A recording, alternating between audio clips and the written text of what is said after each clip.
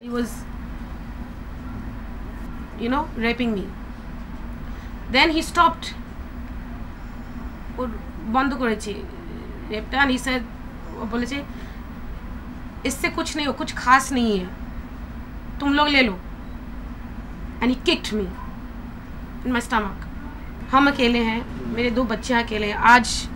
आज एफआईआर का बाद अगर लॉ कुछ नहीं कर सकते तो जब हम जाएंगे अभी घर, क्या गारंटी दे सकते कि मेरे बच्चे और हम सेफ हैं? পুলিশের এই ব্যবহারের পর আর কি সাধারণ মানুষের শ্রদ্ধা এবং ভরসার জায়গাটা পুলিশের ওপর থাকবে? এই অভিযোগ সত্যি হলে তা কিন্তু আবার বলছি এই ঘটনাটার মতো এই অসংবেদনশীল ব্যবহারও আমাদের সভ্য সমাজের লজ্জা। 9 তারিখে তার এফআইআর করা হলো, 8 তারিখে কিন্তু তিনি অভিযোগ জানিয়েছেন। তার ডায়েরি হলো কেন?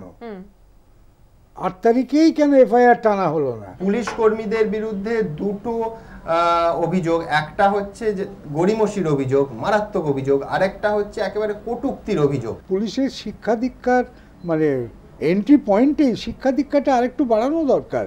এ তো আমাদের ছেলেবেলা থেকে দেখেছি কোনো মহিলা ভিকটিম হলে পরই লুজ ক্যারেক্টার, একটা অদ্ভুত ইংরেজি উইদিন কোটেশন। পুলিশের নিজের কাজে যে কাজের মধ্যে যে গর্ব থাকে সেটা সম্পূর্ণ নষ্ট হয়ে গেছে, পুলিশ সিনিক্যাল হয়ে গেছে।